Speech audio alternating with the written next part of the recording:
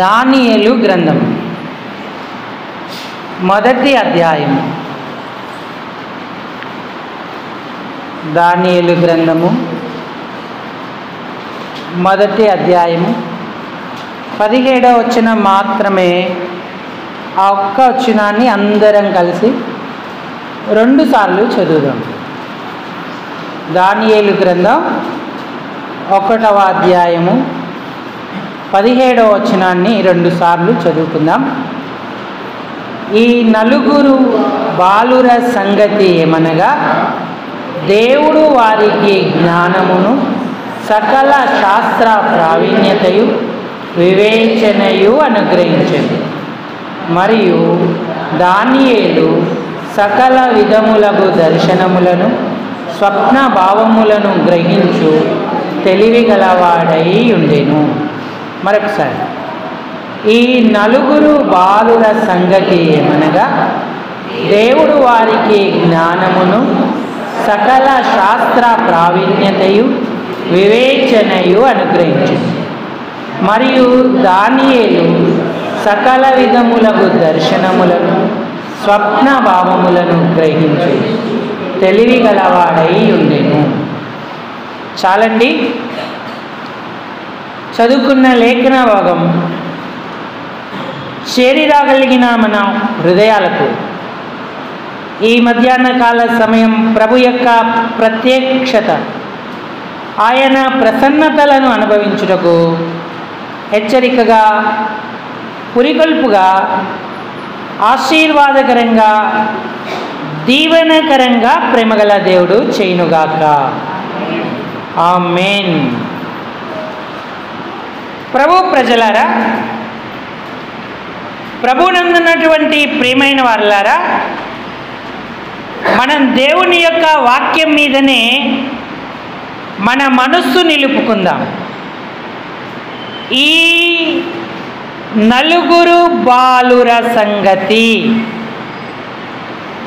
అంతేకాదు బాలురనే కాదు, ఈ నలుగురు బాలికల సంగతి ఏమనగా, పరిశుద్ధాత్మ దేవుడికి మనందరం కూడా బాలురము, బాలికలమే. వయసులో పెద్దవారంగా ఉన్నాం కాబట్టి మనల్ని బాలురు లేదా బాలికలు అన్నాడు అనుకోకూడదు. మనందరం ఆయన దృష్టిలో బాల్య దశలోనే ఉన్నవారు, ఆధ్యాత్మికంగా పసిపిల్లలుగా ఉన్నటువంటి వారం. కాబట్టి వర్తమానం ఏదో చిన్నపిల్లల కొరకు దేవుడు రాశాడు అనుకోవద్దు. పరిశుద్ధ గ్రంథములో రాయబడిన ప్రతి మాట ఎలా అన్వయించుకోవాలో, ఏ విధంగా పాటించి ధన్యులం అవ్వాలో తెలుసుకోవాలి. ఈ నలుగురు బాలుర సంగతి ఏమనగాని పరిశుద్ధాత్మ దేవుడు రాస్తూ, దేవుడు వారికి జ్ఞానాన్ని, సకల శాస్త్ర ప్రావీణ్యతను, వివేచనను, ఇంకా తెలివియు అనుగ్రహించెను అంటూ ఉన్నాడు. దేవుని పిల్లలు ఇలాంటి ఆశీర్వాదకరమైన స్థితిలో ఉండాలి.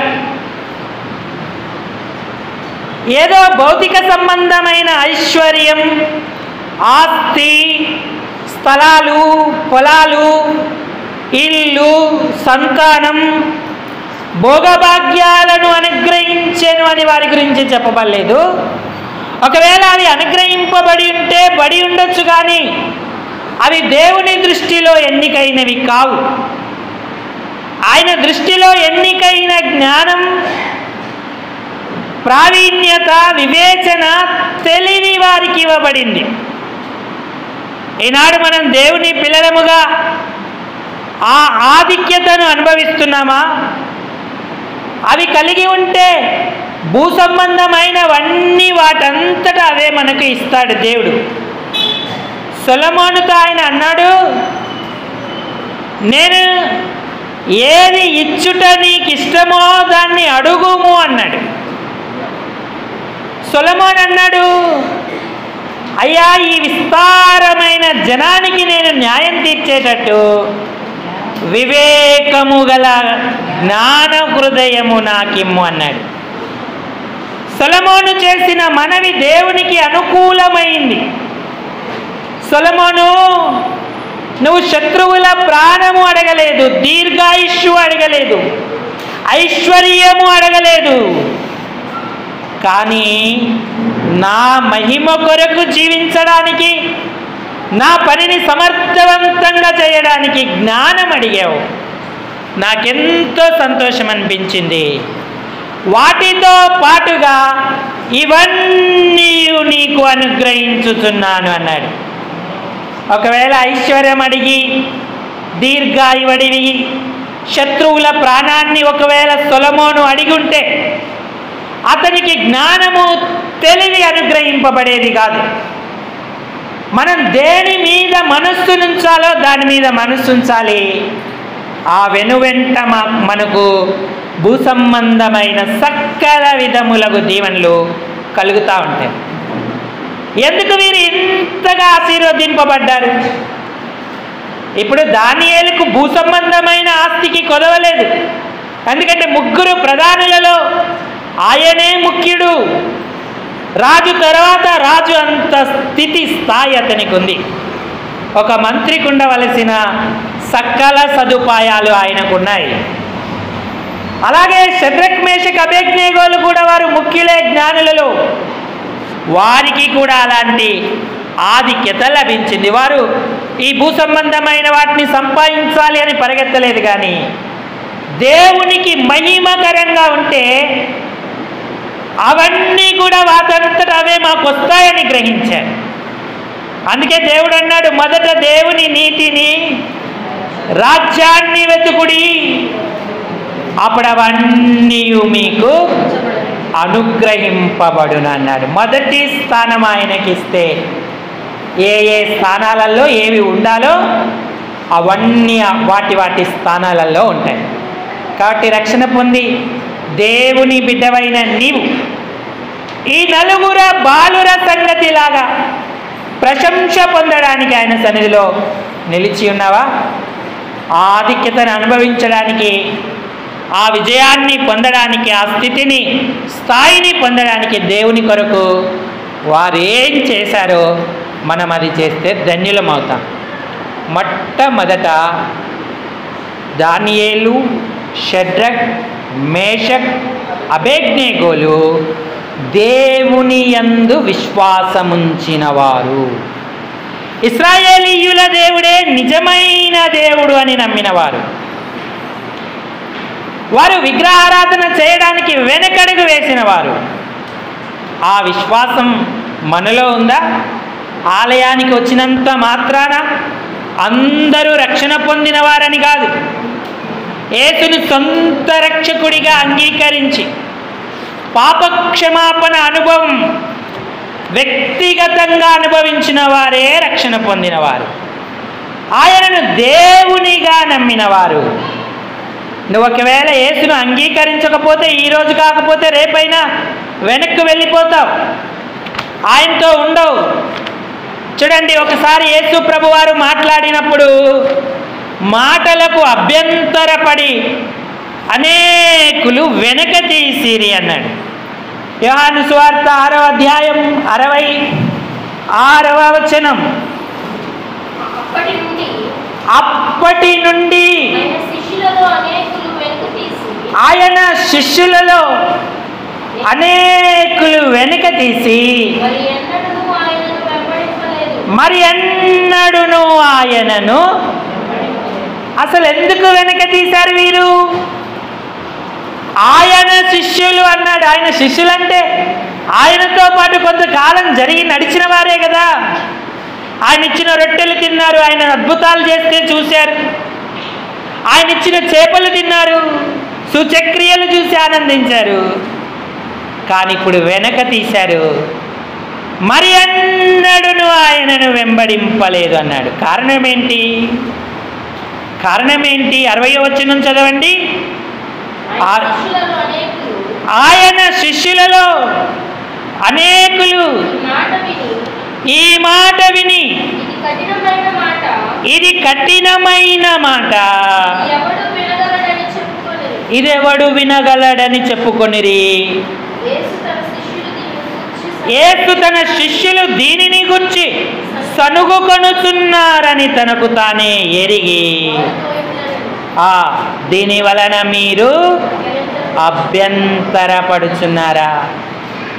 ఆయన ఏమనలేదు, నా శరీరాన్ని తినండి, నా రక్తాన్ని తాగండి అన్నాడు.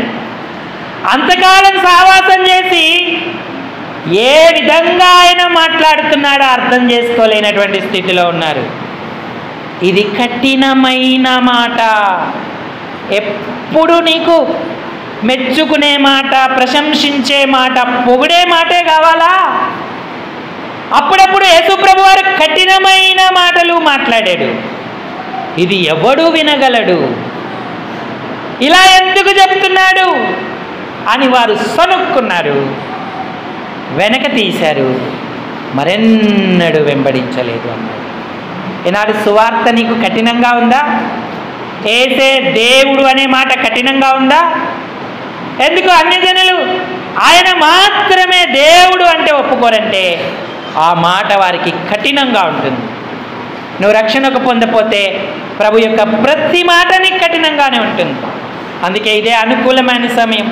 ఇప్పుడే పశ్చాత్తపడు, నీ కొరకు ఆయన ప్రాణం పెట్టాడు, రక్తం కార్చని, నేను పాపిని ప్రభు అంటే రక్షణ ఇస్తాడు. రక్షణ పొందిన వారు ఎవ్వరూ వెనుకడుగు వేయరు. ఎలాంటి పరిస్థితి ఉన్నా వారు ముందుకే సాగుతుంటారు పరిపూర్ణతకు పోవడానికి. ఎందుకంటే వారు యేసు మీద విశ్వాసంతో ఉంటారు కాబట్టి. 67వ వచనం చదవండి, యోహాను 6:67. కాబట్టి యేసు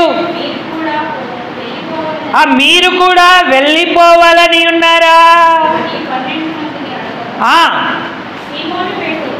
సీమోను పేతురు అంటున్నాడు, ప్రభువా ఎవని యొద్దకు వెళ్ళుదుము? నీవే నిత్య జీవపు మాటలు గలవాడవు, నీవే దేవుని పరిశుద్ధుడవని మేము విశ్వసించి ఎరిగి ఉన్నామని ఆయనతో. పేతురులో విన్న విశ్వాసం వెనకడుగు వేయకుండా ఆయనను అడ్డుకున్నది. విశ్వసించిన వారు వెనకడుగు వేయరు.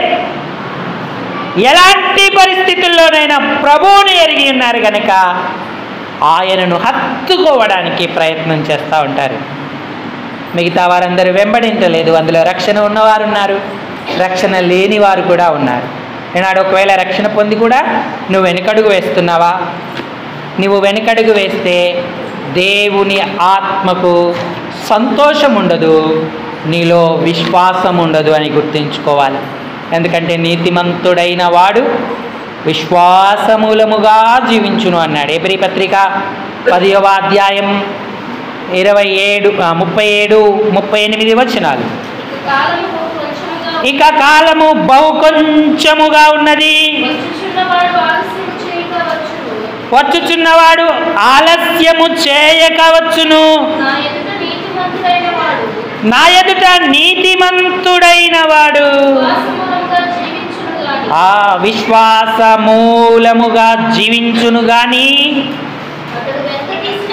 అతడు వెనక తీసిన ఎడల అతని యందు నా ఆత్మకు సంతోషం ఉండదు అన్నాడు. అయితే మనము నశించుటకు వెనక తీయువారము కాము గాని ఆత్మను రక్షించుకొనుటకు విశ్వాసము కలిగిన వారమై ఉన్నాము అన్నాడు.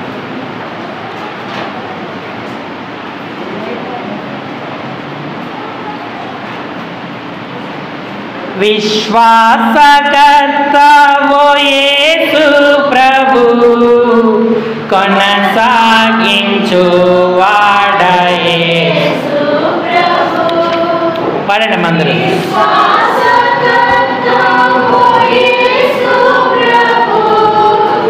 కొనసాగి కరుణించు వాడయే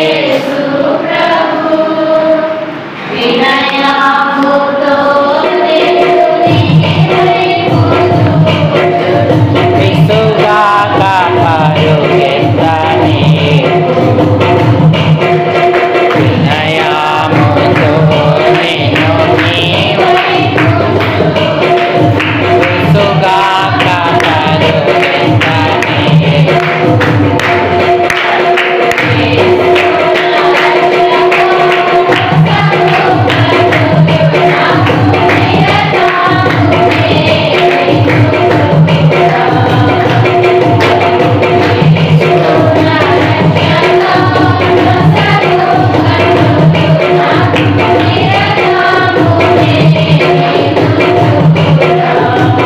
చాలండి.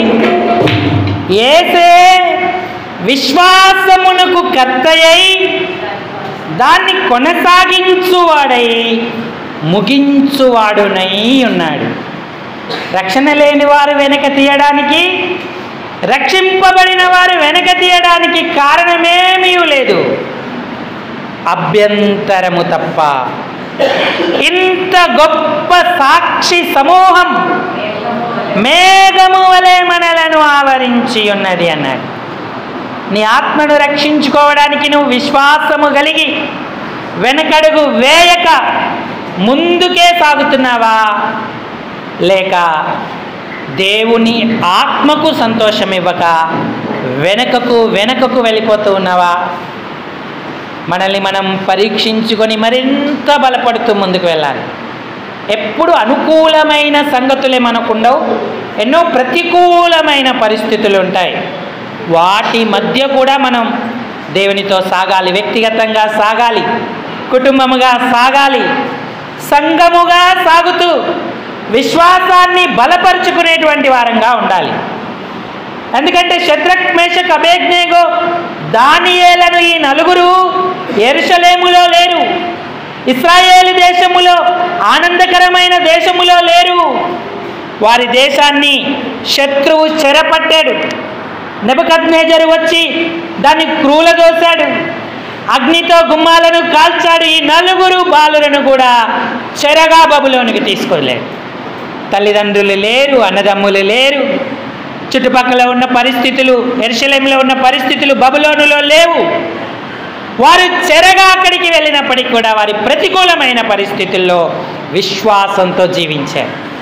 వారు విశ్వాసముతో జీవించారనడానికి రుజువు ఏంటంటే వారి విశ్వాసాన్ని బట్టి సింహముల నోళ్ళు మూశారు, అగ్ని బలాన్ని చల్లార్చారు. వారు హెబ్రీ పత్రిక 11వ అధ్యాయము 33, 34 వచనాలు. వారు విశ్వాసము ద్వారా రాజ్యములను జయించిరి, నీతి కార్యాలను జరిగించిరి, ఆ వాగ్దానములను పొందిరి, ఆ సింహముల నోళ్లను మూసిరి, అగ్ని బలమును చల్లార్చిరి అన్నాడు. ఈ రెండు మాటలు దానియేలు, షద్రక్ మేషక్ అబేద్నెగోల గురించి చెప్పబడ్డవే. ఆ విగ్రహానికి తప్ప దేనికి మొక్కకూడదన్నప్పుడు వారు తమ దేవుని విశ్వాసాన్ని ప్రకటించాడు. రాజా, నీకు సమాధానం చెప్పవలనన్న చింత మాకు లేదు. మా దేవుడు వేడిమి గల ఈ అగ్నిగుండములో నుండి రక్షించుటకు సమర్థుడు. ఒకవేళ రక్షింపకపోయినా పర్వాలేదు, మేము విగ్రహమునకు మొక్కము అని సమాధానం ఇచ్చారు. రాజుకు మరీ కోపం వచ్చింది. మనకు తెలుసు కదా, అగ్నిగుండాన్ని 7 అంతల వేడిమి గలదానిగా చేశాడు. కనికరము లేకుండా షద్రక్ మేషక్ అబేద్నెగోలను ఆ అగ్నిగుండంలో వేశారు. అప్పుడు దేవుడు వారితో కూడా సంచరిస్తూ అగ్ని బలాన్ని చల్లార్చాడు. వారి విశ్వాసం ఆ అగ్ని బలాన్ని చల్లార్చేదిగా చేసింది. వారు ఆ తోటలో, లేదంటే ఆ అగ్నిగుండంలో, పూల తోటలో సంచరించినట్టుగా సంచరిస్తున్నారు. ఎవరైతే షద్రక్ మేషక్ అబేద్నెగోలను వేయాలని చూచారో వారికే అగ్ని కీలకలు అంటుకొని వారు అక్కడికక్కడే మృతి పొందిన వారిగా ఉన్నారు. కానీ షద్రక్ మేషక్ అబేద్నెగోలకు అగ్నివాసన కూడా అంటకుండా దేవుడు వెలుపలకు తీసుకొచ్చాడు. ఎంత గొప్ప కార్యం, సూచన! ఈనాడు విశ్వాసంతో ఉంటే మన జీవితంలో వ్యక్తిగతంగా ఎదురవుతున్న శ్రమల అగ్ని, కుటుంబ శ్రమల అగ్ని, అలాగే సంఘముగా వస్తున్న శ్రమల అగ్నిని చల్లార్చేటువంటి వారంగా ఉంటాం. ఏ అగ్ని ఏమీ చేయదు. విశ్వాసమును డాలు పట్టుకొనుడి, దానితో మీరు దుష్టుడు వేసే అగ్నిబాణములన్నిటినీ ఆర్పుటకు శక్తిమంతులగుదురు అన్నాడు. అలాంటి ధన్యత మనం పొందుతున్నాం. ఆ రాజు ఆశ్చర్యపడ్డాడు. ఇదేంటి, కనీసం అగ్నివాసన కూడా మీకు లేదే, ఆ దేవుడు ఎంత గొప్పవాడు అని చెప్పి ఆయనను ప్రశంసిస్తూ వచ్చాడు. దానియేలు గ్రంథం 3వ అధ్యాయము 27వ వచనం చదవండి. సేనాధిపతులను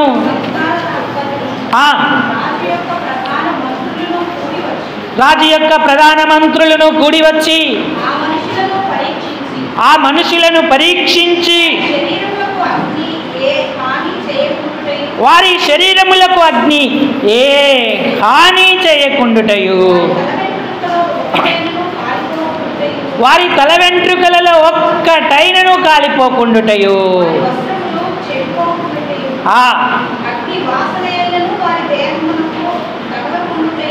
అగ్నివాసనైన వారి దేహములకు తగులకుండుటయు చూచిరి అన్నాడు. అప్పుడు నెబుకద్నెజరు, వీరి దేవుడే పూజారుకుడు, ఆయన తన దూతను పంపి తను ఆశ్రయించిన దాసులను రక్షించెనన్నాడు. వారు తమ దేవునికి గాక మరే దేవునికి నమస్కరింపకయు ఏ దేవుని సేవింపకయు ఉందుమని తమ దేహములను అప్పగించి రాజు యొక్క ఆజ్ఞను వ్యర్థపరిచిరన్నారు. ఇక సకల సంస్థానాలలో ఈ విధంగా రక్షించుటకు సమర్థుడైన దేవుడు గాక మరి ఏ దేవుడు లేడని ప్రకటన చేశాడు, శాసనం చేశాడు, దేవుని నామాన్ని మహిమపరిచారు. అప్పుడు షద్రక్ మేషక్ అబేద్నెగో అను వారిని బబులోను సంస్థానములలో హెచ్చించెను అన్నాడు. విశ్వాసమే హెచ్చింపునిస్తుంది, శ్రమలను చల్లారుస్తుంది, అగ్నిని ఆర్పివేయగల బలం విశ్వాసానికి ఉంది. మన జీవితాలలో అలాంటి అనుభవాన్ని పొందుతున్నామా? చిన్న చిన్న శ్రమలకే వెనుకడుగు వేస్తున్నామా? అమ్మా, శుక్రవారం ఎందుకు దేవుని ఇంటికి రాలేదు? 1,00,000 కారణాలతో నిలిచి ఉంటాం. శనివారం సంఘ ప్రార్థనలో ఉండలే సహోదరుడా, సహోదరి, మాకెన్ని వ్యవహారాలండి, ఎన్ని పనులండి, మేము రాలేమండి అంటాం. ఆదివార ఆరాధనకు వెనుకడిగే మనము ఎప్పుడు విశ్వాసంతో బలపడి దేవుని మహిమ కొరకు జీవిస్తాం? ఇవి చాలా చిన్నవి. మరి పెద్ద పెద్ద పరిస్థితులు, శ్రమలు ఎదురైనప్పుడు మన పరిస్థితి ఏంటి? విశ్వాసులు ఎప్పుడూ వెనకడుగు వేయొద్దు, ముందడిగే వేయాలి, ముందుకే సాగాలి. ప్రభు దినాన్ని గౌరవించాలి, ఘనపరచాలి. సహవాసంలో ఉన్న కూడికల అన్నిటి పట్ల మనకు బాధ్యత, భారము ఉండి ఆయన సన్నిధిలో గడిపేటువంటి వారంగా ఉండాలి. అప్పుడు నీ గుడారానికి ఏ తెగులు సంభవించదు. ఎందుకంటే ఆయన నీకు, నీ ఇంటికి, నీకు కలిగిన దాని అంతటికి కూడా కంచె వేసి ఉంటాడు. ఆ కంచె తీయడం ఎవరి తరుణం అవుతుంది? నీకు శుక్రవార ప్రార్థన అనుభవం లేదు, శనివారం సంఘంతో కలిసి సహోదరుల కొరకు, సహోదరీల కొరకు దేవుణ్ణి బ్రతిమిలాడుకోవు, ఓ రాత్రి జాగరణతో సంఘమంతటి క్షేమం కొరకు ప్రార్థనలో ఏకీభవించవు, ఉపవాసం ఉండవు. కానీ నీ కుటుంబానికి క్షేమం కావాలి, ఆర్థిక అప్పులు, బాధలు తీరాలి, ఆ అప్పులు తీరాలి, సుఖ సంతోషాలతో ఉండాలని కోరుకుంటా ఉంటావు. నీ అనుభవముతోనే నీకు ఆశీర్వాదాలు.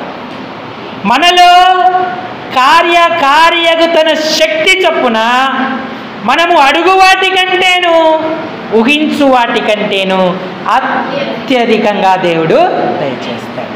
పిండి కొద్దీ రొట్టె, నీ ఆత్మీయ అనుభవము కొద్దే నీ దీవెనలు స్థిరమై ఉంటాయి, నిలకడగా ఉంటాయి. అపవాదిని నేమీ చేయలేడు. ఆయనను హత్తుకొని ఉంటే విశ్వాసంతో నడిస్తే ధన్యులమవుతాం. కాబట్టి ప్రియులారా, ప్రభు ఇంటికి విశ్వాసంతో సాగుతున్నావా? నీ శ్రమలలో విశ్వాసాన్ని నిలుపుకుంటున్నావా? దేవుని ఇంటికి వస్తే వద్దన్నా నీకు విశ్వాసం వస్తుంది. ఎందుకంటే దేవుని మాట నిన్ను బలపరుస్తుంది. విశ్వాసముతో చేసిన ప్రార్థన నిన్ను బలపరుస్తుంది. అపవిత్రములైన ముసలమ్మ ముచ్చట్లను విసర్జించు అన్నాడు. దైవ భక్తి విషయంలో నీకు నీవే సాధకము చేసుకున్నాడు. దానియేలుకి ఎవరున్నారు నాయన నువ్వు బైబిల్ చదువుకో అని చెప్పడానికి? ఇదిగో నువ్వు సింహాల గుహలోకి వెళ్ళబోతున్నావు, ప్రతిదినం ప్రార్థన చేసుకో అని చెప్పే వాళ్ళు ఎవరున్నారు? దేవుడు ఎంత గొప్ప కార్యం చేశారు, వాళ్ళల్లో ఆ కార్యం జరిగించి బలపరచారు. నేనాడు మనల్ని ఎవరు ప్రోత్సహించారు? ఆదివారం ఆలయానికి వెళ్ళు, శుక్రవారం స్త్రీల కూటానికి వెళ్ళు, శనివారం సంఘ ప్రార్థనకి వెళ్ళు అని. అవసరమైతే ఆటంకపరుస్తారా? ఏం వెళ్తాను లేక రాకని ఇంటికి వచ్చాను కాసేపు కొన్ని ముచ్చట్లు చెప్పని కూర్చుంటారు. ఇటు ప్రార్థన పోతుంది, నీ ఆధ్యాత్మిక జీవితం చల్లారుతుంది. పని పాట ముచ్చట్లు ముఖ్యం కాదు, దైవ సన్నిధే ముఖ్యం. నీకు విశ్వాసం ఇచ్చే స్థానం నువ్వు గౌరవించనంత వరకు వ్యక్తిగత శ్రమలు, కుటుంబ శ్రమలు, సంఘపరమైన శ్రమల నుంచి తప్పించుకోలేవు. కనీసం ధైర్యంగా నిలబడడానికైనా అక్కడ ఉండలేవు. వెనక్కు వెళ్ళిపోయే పరిస్థితి నువ్వు కలిగి ఉంటావు.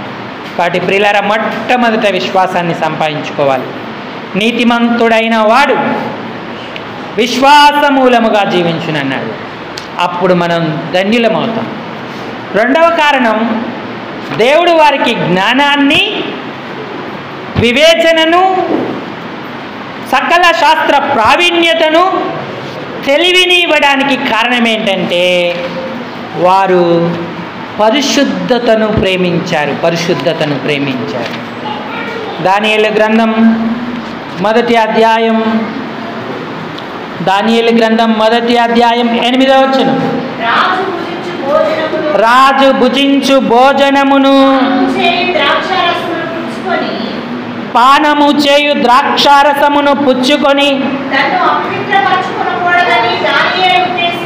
తన్ను అపవిత్రపరుచుకొనకూడదని. నాతో చెప్పండి, గట్టిగా తన్ను అపవిత్ర పరుచుకొనకూడదని వారు ఉద్దేశించి. ఇక్కడ దానియేలు అని ఉంది. దానియేలుతో పాటుగా షద్రక్ మేషక్ అబేద్నెగోలు కూడా నిలవబడ్డారు. అయ్యా నిజమే, మేము విగ్రహార్పితమైన రాజభోజనం చేయము, కాబట్టి మాకు శాకధాన్యాదులే నియమించుము అని అడిగారు. అయితే అధిపతి అన్నాడు, ఒకవేళ రాజు మీ ముఖాలు చూస్తే కృషించి ఉంటే అది నాకు ప్రాణాపాయం అవుతుంది, కాబట్టి నేను రాజభోజనమే మీకు పెడతానన్నాడు. అప్పుడు దానియేలు ప్రార్థన చేసుకొని నపుంసకులాధిపతితో మాట్లాడాడు. ఏమని మాట్లాడాడంటే, ఒక 10 రోజులు పరీక్షించు, మా ముఖాలు కలగా ఉంటే నీవు ఆ భోజనమే మాకు ఇవ్వు, కలగా లేకపోతే నువ్వు చెప్పినట్టే చేద్దామన్నాడు. అయితే దేవుడి వెలుగు వారి ముఖాల మీద ఉంది. 10 రోజుల తర్వాత కూడా వారి ముఖములు కలగా ఉన్నాయి. విగ్రహార్పితమైన రాజభోజనము తిన్న వారి ముఖాల కంటే కూడా వీరి ముఖాలు సౌందర్యముగాను కలగాను కనబడగా, ఇక ఆ రాజభోజనం తీసేసి నలుగురి బాలురకు దేవుని యొక్క మహాకృప అనుగ్రహింపబడింది కనుక వారు ఆ అధిపతి దృష్టికి దయ పొందారు. వారు పరిశుద్ధంగా ఉండాలనుకున్నారు, దేవుడు సహాయం చేశాడు. ఈ ఆశ మనకు లేకపోతే మనం ఎప్పుడూ పవిత్రపరచబడం. నేను పరిశుద్ధంగా ఉండాలి. నేత్రాశ, శరీరాశ, జీవపుడంబము నన్ను అపవిత్రపరచకూడదు అని మనం ఉద్దేశించాలి. అప్పుడు పవిత్రతకు ప్రభు సహాయం చేస్తాడు. దేవుని బిడ్డలు పారిపోవాలి. యెషయా గ్రంథం 52వ అధ్యాయం 11వ వచనం. యెషయా 52:11 చదవండి. పోవుడి పోవుడి అచ్చటి నుండి వెళ్ళుడి, అపవిత్రమైన దేనిని ముట్టకుడి, దాని యొద్ద నుండి తొలగిపోవుడి. యెహోవా సేవోపకరణములు మోయివారలారా, మిమ్మును మీరు పవిత్రపరచుకొనుడి అని. అసలు పరిశుద్ధంగా ఉండాలన్న వాంఛే మనలో లేకపోతే మనం ఎలా పవిత్రపరచబడతాం? యెహోవాకు విరోధముగా నేనెట్లు ఇటువంటి దుష్కార్యం చేతును అన్న యోసేపు పారిపోయాడు. ఐగుప్తునకు అధిపతిగా ఎంచబడ్డాడు, అధిపతిగా చేయబడ్డాడు. పాపం నుండి పారిపోతున్నామా? పవిత్రతను ప్రేమిస్తున్నామా? దేవుడు మనకు జ్ఞానం, వివేచన, ప్రావీణ్యత, తెలివి ఇస్తాడు. ఎంతో ఆధిక్యతను అనుగ్రహిస్తాడు. పాపాన్ని ప్రేమించి పాపాన్ని హత్తుకుంటే మనకే నష్టం, కీడు కలుగుతూ ఉంటుంది. కాబట్టి అపవిత్రమైన దాని జోలికి వెళ్ళొద్దు, దూరంగా పారిపోండి. ఏది అపవిత్రమైనదో ఏది పవిత్రమైనదో నీకు బోధింపక్కర్లేదు. ఎందుకంటే పవిత్రతల విషయమై నీకు ఎక్కువ అవగాహన ఉంది. అయినను పాపంని ప్రేమించి పాపాన్ని హత్తుకుంటున్నాం, చేయకూడని కార్యాలు చేసి దేవుని కోపానికి గురి అవుతా ఉన్నాం.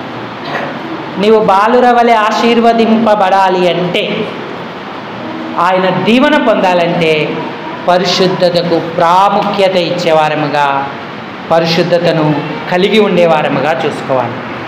పరిశుద్ధతయే పరమానందం. పరిశుద్ధంగా ఉన్న కుటుంబం ధన్యం, పరిశుద్ధంగా ఉన్న సంఘం ధన్యం, పరిశుద్ధముగా ఉన్న వ్యక్తి ధన్యుడు, దేవుని ఆశీర్వాదాలను పొందుతాడు. ఇది రెండవ కారణం. మొదటిది విశ్వాసము గలవారై ఉన్నారు, రెండవది పరిశుద్ధులై ఉన్నారు, మూడవది ప్రార్థనాపరులై ఉన్నారు. వారు ప్రార్థనాపరులు. ఎక్కడున్నారంటే బబులోను దేశములో ఉండి కూడా వ్యక్తిగత ప్రార్థనకి, సామూహికమైన ప్రార్థనకి కూడా వారు తరుణాన్ని ఇచ్చాడు. దానియేలు వ్యక్తిగతంగా ముమ్మారు కిటికీలు తెరిచి యెరూషలేము తట్టు మరి మోకాళ్ళూని ప్రార్థన చేశాడు. అలాగే తన స్నేహితులందరితో కలిసి దేవునికి ప్రార్థన చేయువాడిగా దానియేలు ఉన్నాడు. చూడండి, దానియేలు గ్రంథము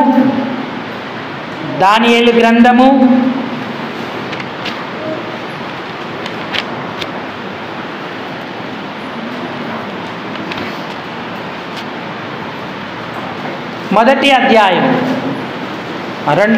రెండవ అధ్యాయానికి రండి. 17వ వచనం చదవండి. అప్పుడు దానియేలు తన ఇంటికి పోయి తన స్నేహితులైన అనన్యాకును మిషాయేలునకును అజర్యాకును సంగతి తెలియజేసి తానును తన స్నేహితులను బబులోనులో తక్కిన జ్ఞానులతో కూడా నశింపకుండునట్లు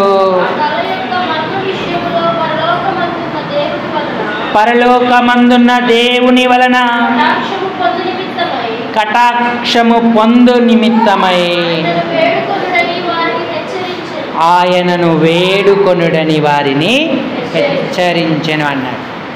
వీరికి వ్యక్తిగతంగా ప్రార్థన చేసుకునే అనుభవం ఉంది, అలాగే నలుగురు కలిసి ప్రభువును ప్రార్థించేటువంటి అనుభవము ఉంది.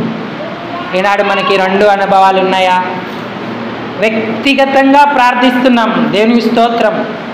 మరి ఎక్కడ ఇద్దరు ముగ్గురు నా నామమున కూడి ఉంటారో వారి మధ్యలో నేను ఉంటానన్నాడు దేవుడు. సంఘముగా కూడుకున్న తరుణాలలో ఆయనను అందరితో కలిసి వేడుకుంటున్నామా?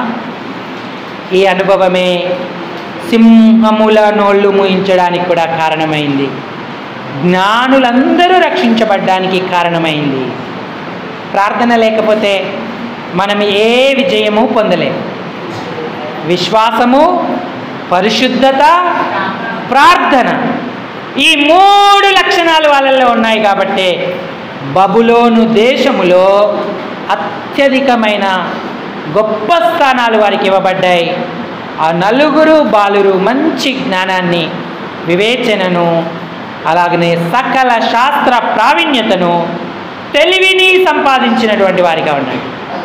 ఈనాడు వ్యక్తిగతంగా ప్రార్థించుకుంటామేమో కానీ సంఘ ప్రార్థన విషయమై ఎంతో నిర్లక్ష్యంగా ఉన్నాం. మనకు సంఘ ప్రార్థనకి వస్తే ముళ్ళ మీద కూర్చున్నట్టుగా ఉంటుంది. వికర్షణ ఆకర్షణ ఉండదు. దేవునితో ఎప్పుడు వెళ్ళిపోదామా, ఎప్పుడు ముగిస్తారా అన్నట్టుగా ఉంటాం. అసలు కొంతమందికి ఆలయంలో అడుగుపెట్టే అనుభవమే లేదు. ఇక జాగరణలు, ఉపవాసాలు అనేవి దేవుడు ఎరుగు. మనం ఏ స్థితిలో ఉన్నాము? మన ఆశీర్వాదానికి ఆధారమైన ప్రార్థన సంఘ ప్రార్థన సమావేశంలో కనబడుతున్నామా, బలపడుతున్నామా? యేసుప్రభు వారు కూడా ఒంటరిగా ప్రార్థించిన అనుభవాలు ఉన్నాయి. తన స్నేహితులైన పేతురు, యాకోబు, యోహానులతో కలిసి ప్రార్థించే అనుభవాన్ని ఆయన కలిగి ఉన్నాడు. ఆయన ఏకాంతంగా ఒంటరిగా కొండ మీదకి వెళ్ళిపోయి మధ్యాహ్నం ఒలీవల కొండలో గడిపాడు. రాత్రంతా ఒంటరిగా ప్రార్థనలో గడిపాడు. పెందల కడనే లేచి చాలా చీకటి ఉండగానే అరణ్య ప్రదేశానికి వెళ్ళి ప్రార్థన చేశాడు. ఇవన్నీ చూసాం మనం. అంతేకాదు పేతురు, యాకోబు, యోహానులను కూడా వెంటబెట్టుకొని వెళ్ళాడు. గెత్సెమనెలో ఆయన వారితో కలిసి ప్రార్థించాడు. నా ప్రాణం మరణమగునంత దుఃఖములో ఉన్నది, ఒక్క గడియ మెలకువగా ఉండి నా కొరకు ప్రార్థించలేరా అని అడిగాడు. రూపాంతర కొండ మీదకి వారి ముగ్గురినే తీసుకెళ్ళాడు.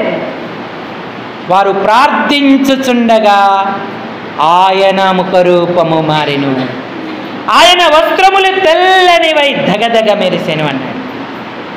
ఈనాడు నువ్వు అలాంటి అనుభవాన్ని పొందుతున్నావా? ఏదో వ్యక్తిగతంగా ఇంట్లో కూర్చొని బైబిల్ చదువుకొని ప్రార్థన చేసి ఉపవాసాలు ఉంటేనే అద్భుతాలు, ఘనకార్యాలు, ఆశ్చర్యక్రియలు జరుగుతావే అనుకో. నాణానికి రెండో వైపున్న భాగాన్ని నువ్వెంతో నిర్లక్ష్యం చేస్తున్నావు. సంఘ సహవాసంలో హత్తుకొని సహోదరులతో, సహోదరులతో కలిసి మోకరించి ప్రార్థిస్తే సంఘము ద్వారా దేవుడు గొప్ప కార్యాలు చేస్తాడు. నీ భక్తి పరిపూర్ణమవుతుంది. దేవుడు ఆశించిన దేవుని చేతిలో చెల్లుబాటు అయ్యే నాణ్యముగా నువ్వు ఉంటావు. లేకపోతే ఆ నాణ్యం దేనికి పనికి రాకుండా పడవేయబడిన రీతిగా మన స్థితి ఉంటుంది. షద్రక్, మేషక్, అబేద్నెగోలు, దానియేలు ఎంత ధన్యులు! యేసుప్రభుతో ఉన్న స్నేహితులు పేతురు, యోహాను, యాకోబులు ఎంత ధన్యులు! అందుకే తర్వాత కూడా అదే పద్ధతి సంఘానికి వారు నేర్పుతూ వచ్చారు. సంఘాన్ని కూడా అదే దిశలో ప్రయాణించమని చెప్తూ వచ్చారు. ఆయన రాకడ ఆసన్నమవుతున్న ఈ దినాల మధ్య ఈ అనుభవాలు నీకున్నాయా? వెనకడుగు వేస్తున్నావా? విశ్వాసం కలిగి ఉండట్లేదా? అపవిత్రతను ప్రేమిస్తున్నావా? పరిశుద్ధతలో బలపడట్లేదా? ప్రార్థనా జీవితం వ్యక్తిగతంగా, సంఘముగా మంచి తీర్మానంలో ఉండి నిలదొక్కలేకపోతున్నావా? ఆయన అద్భుతమైన దేవుడు. నువ్వు తీర్మానించుకుంటే నీకు సహాయం చేస్తాడు, బలపరుస్తాడు, దేవుని ఆశీర్వాదముని కలుగునట్లు చేస్తాడు. ఆ నలుగురు బాలుర సంగతి ఏమనగానే రాయబడి ఉన్న రీతిగానే రానున్న దినములలో నీ నా గురించిన సాక్ష్యం సంఘములలోనూ సార్వత్రికమంతటిలో కూడా ప్రకటితమవుతుంది. వారి సంగతి ఏమనగా అని చెప్పబడతా ఉంటుంది. కాబట్టి ప్రియులారా, ఈ ధన్యత కొరకు మనల్ని సిద్ధపరచుకుందాం. అయ్యా నాకు విశ్వాసం ఇవ్వు, పరిశుద్ధతనివ్వు, ప్రార్థన అనుభవం వ్యక్తిగతంగాను సంఘముగాను కలిగి ఉండే ధన్యత దయచేయమని అడుగుదాం. ఈ తలంపులను దేవుడు దీవించునుగాక. అందరూ తలలు వంచి కళ్ళు మూసుకోండి. మనం ప్రార్థనలోకి వెళదాం.